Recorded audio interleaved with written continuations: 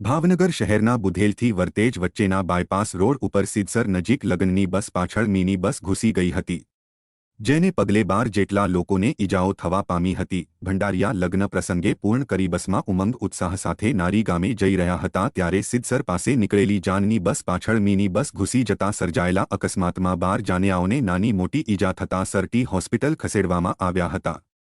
જો કે હોસ્પિટલમાં પણ તબીબોની લોલમપોલ સામે આવી હતી। ઈજાગ્રસ્તને સારવાર માટે તબીબ દ્વારા લખવામાં આવેલી 5 દવાની ચિઠ્ઠીમાં 2 દવાઓ બહારથી લાવવા માટે સંબંધીઓને જણાવવામાં આવ્યું હતું, ત્યારે હોસ્પિટલમાં દવાઓ નથી તેવો પ્રશ્ન પણ ઉપસ્થિત થાય છે। એ પણ જ્યારે કોઈ અકસ્માતના બનાવમાં ઈજાગ્રસ્ત થઈને આવ્યો હોય ત્યારે દવાઓ હોસ્પિટલમાં હાજર ન હોય તો ડોક્ટર શા માટે લખતા હશે તે મોટો પ્રશ્ન છે। શું ભાવનગરની નેતાગીરીથી આ પ્રશ્ન અજાણ છે? અને જો નેતાગીરી અજાણ હોય તો તેમણે આ પ્રકારે થતું અટકાવવું જોઈએ તેવી માંગણી પ્રબળ રીતે ઉઠી રહી છે।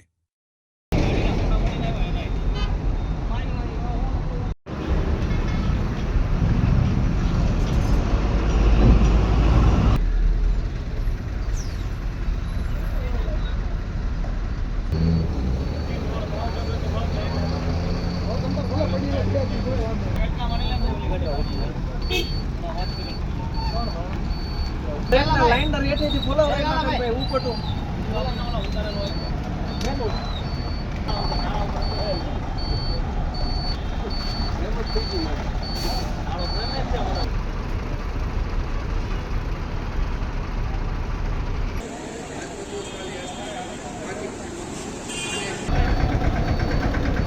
બસના ફોટા પડેલા છે, બસના ફોટા પડે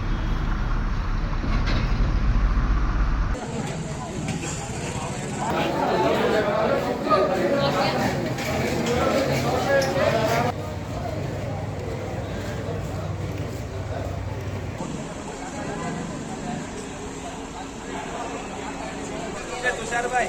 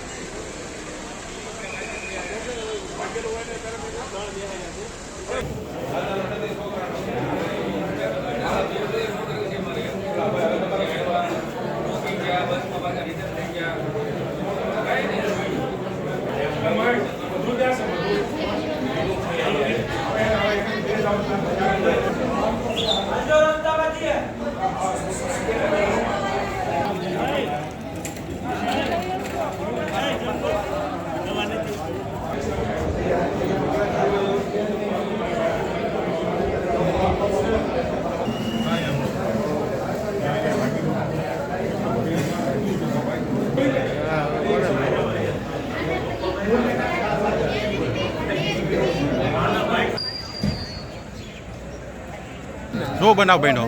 આ એક્સિડન્ટ થયું છે કઈ જગ્યાએ?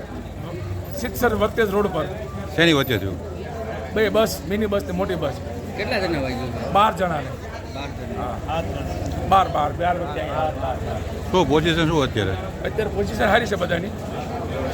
દવાનો શું પ્રોબ્લેમ? દવામાં શું છે, સાહેબે 5 જાતની દવા લખી, એમાં 3 મળી, 2 નથી એમ કહે છે, એટલે ચોકલેટ કે 12 લઈ લીધી એમ। તમે લગ્ન પ્રસંગમાં જતા હતા? લગ્ન પ્રસંગમાંથી ઘરે જતા હતા। કયા ગામ જતા હતા? નારી।